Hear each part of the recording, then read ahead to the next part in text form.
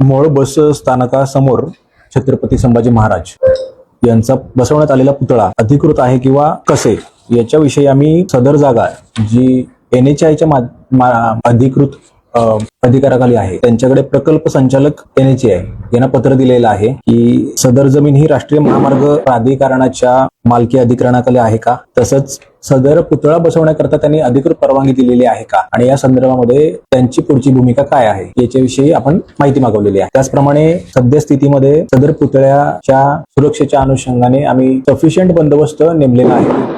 या ठिकाणी कायदा सुव्यवस्था अबाधित आहे, पूर्णपणे शांतता आहे आणि तेथील लॉ आणि ऑर्डर मेंटेन करण्यासाठी, शांतता ठेवण्यासाठी आम्ही सक्षम आहोत। सदर बैठकीमध्ये विविध राजकीय पक्षांचे प्रतिनिधी होते, लोकप्रतिनिधी होते, नागरिक होते, पत्रकार बांधव होते आणि त्यांच्याशी आम्ही चर्चा केली असता त्यांनी त्यांच्या मागण्या पुढे ठेवल्या। पोलीस प्रशासनाच्या वतीनं आम्ही या ठिकाणी कायदा सुव्यवस्था राखण्याची जबाबदारी जी आहे ते आम्ही पार पाडू असं आम्ही सांगितलं।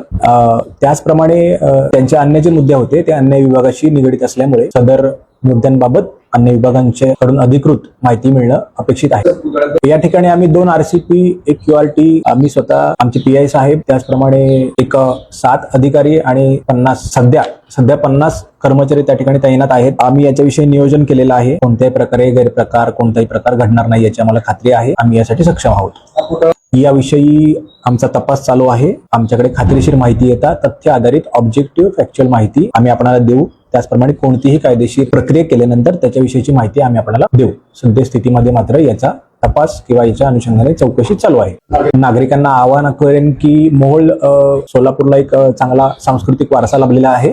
मोहोळ एक चांगलं शहर आहे, प्रगती अभिमुख शहर आहे। या ठिकाणी कायदा सुव्यवस्था राखण्याकरता पोलीस प्रशासनाला आतापर्यंत त्यांनी सहकार्य केलेलं आहे। निवडणुकाच्या काळामध्ये अतिशय चांगल्या प्रकारे निवडणुका पार पडल्या, तसंच या ठिकाणी कायदा सुव्यवस्था राखण्याकरता त्यांनी सहकार्य करायचं आहे। मी आपणाला सांगू इच्छितो की समाजाच्या सर्व प्रतिनिधी, राजकीय असतील, सामाजिक असतील, पत्रकार बांधव सगळ्यांशी आम्ही कम्युनिकेशन मध्ये आहोत। त्याच्यामुळे आम्हाला खात्री आहे की या ठिकाणी अशा पद्धतीने शांतता सुव्यवस्था राखली जाईल।